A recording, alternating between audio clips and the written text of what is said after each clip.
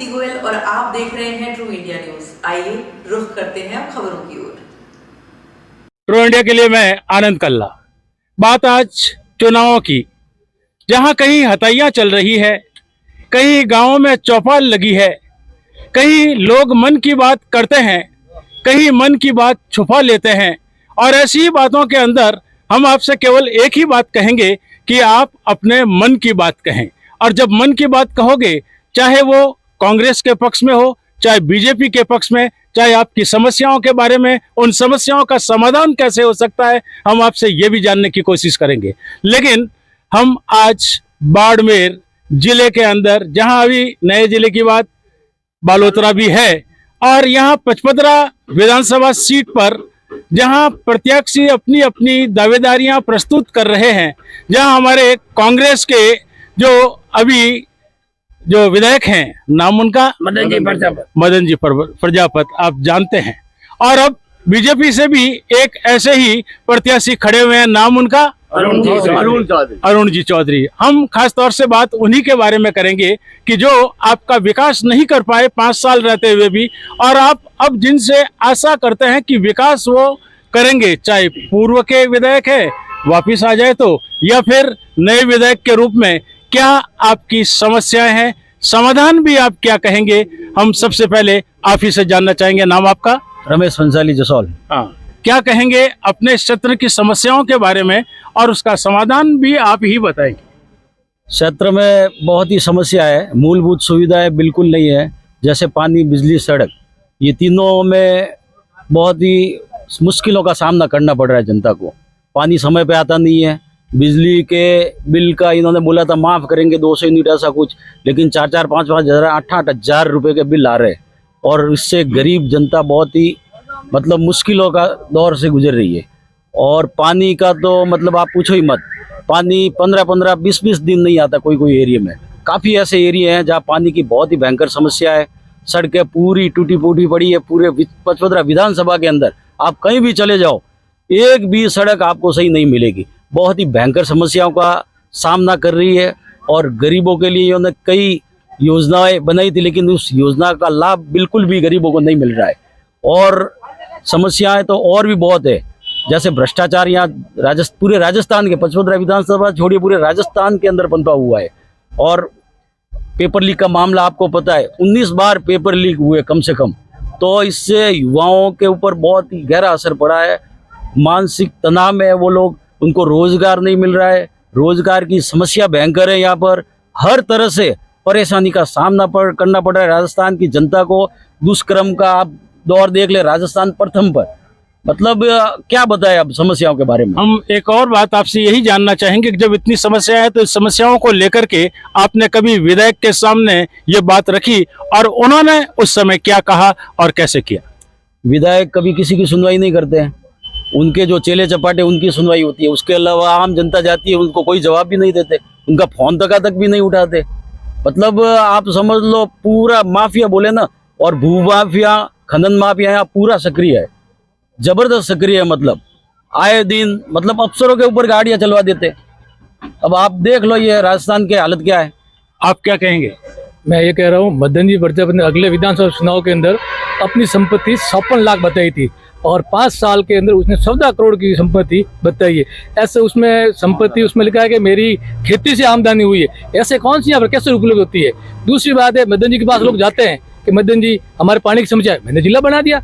Madan ji light की समस्या, मैंने जिला बना दिया। मदन जी हॉस्पिटल डॉक्टर नहीं, मैंने जिला बना दिया। वो एक ही डाल जिला जिला। ऐसे राजस्थान के अंदर 25 जिले बने हैं। अशोक गहलोत ने तो प्लॉट काटे हैं भूमाफिया की तरह, बस उसने यही काम किया है। आप क्या कहेंगे समस्या के बारे में? नाम पहले आपका। मेरा नाम शांतिलाल सुतार। हाँ जी, यहाँ पहाड़ी के ऊपर बड़ा पानी का टैंक बना हुआ है, तो जनता एक तरफ तो पानी के लिए तरसती है, और दूसरी तरफ ओवरफ्लो पानी का टैंक जो पाइप होता है वो जोड़ा हुआ नहीं है। तो मैंने कई बार भी आला अधिकारियों को, वाटर वर्क्स वालों को और जनप्रतिनिधियों को बोला, एक तरफ जनता पानी कर रही है और दूसरी तरफ बाहर लाखों लीटर पानी व्यर्थ बहता है। ये सबसे बड़ी समस्या है कि वो कोई सुनवाई नहीं करते। हमारे साथ और भी जो जुड़े हैं इस क्षेत्र के मतदाता, क्या कहेंगे यहाँ की समस्या और समाधान के लिए? समस्या तो पूर्व वक्ताओं ने आपको काफी बता दी। यही समस्या है और एमएलए साहब ने पचपदरा विधानसभा का तो विकास किया कि नहीं किया, उनके घर का खूब विकास किया और उनके 2-4 लूचे लपंगे जो पाले हुए उनका विकास ने जरूर किया और कुछ काम नहीं किया है एमएलए ने। और कांग्रेस ने, अशोक गहलोत ने जब चुनाव जीता था कहा था 10 दिनों में किसानों का कर्जा माफ कर दूंगा। 10 दिन छोड़ के पूरे 5 साल पूरे हो गए, एक पैसा पे उल्टी कुड़कियां ला रहे हैं, उनके मकान उनकी खेती को नीलाम करवा रहे हैं। ये काम किया कांग्रेस। जहाँ अशोक जी की बात करते हैं, चिरंजीवी योजना की बात की है, ओल्ड पेंशन स्कीम की बात की है, अभी 7 गारंटी योजना की भी बात चल रही है, इसके बारे में आप क्या कहेंगे? चिरंजीवी योजना भारत सरकार के आयुष्मान भारत योजना मोदी जी की है, उसका नाम बदल के उसे चिरंजीवी किया है। वो चिरंजीवी ओनली पर राजस्थान के अंदर काम कर रही है, बाहर कहीं नहीं कर रही है। और भारत सरकार द्वारा बनाई हुई ये आयुष्मान भारत पूरा भारत के अंदर काम कर रही है। हर यहाँ राजस्थान का जो हमारा बाड़मेर एरिया है तो गुजरात जाएगा इलाज कराने के लिए, वो जयपुर नहीं जाएगा। उसके लिए तो योजना का कार्ड वो गुजरात में काम आना चाहिए नहीं, इसलिए चिरंजीवी कार्ड कोई काम नहीं आ रहा है भाई। ओल्ड पेंशन के लिए क्या कहेंगे? ओल्ड पेंशन के लिए भारत सरकार द्वारा इस योजना का लोगों को जो फौजी रिटायर्ड फौजी उनके लिए किए तो बढ़िया ओल्ड पेंशन। आप क्या कहेंगे?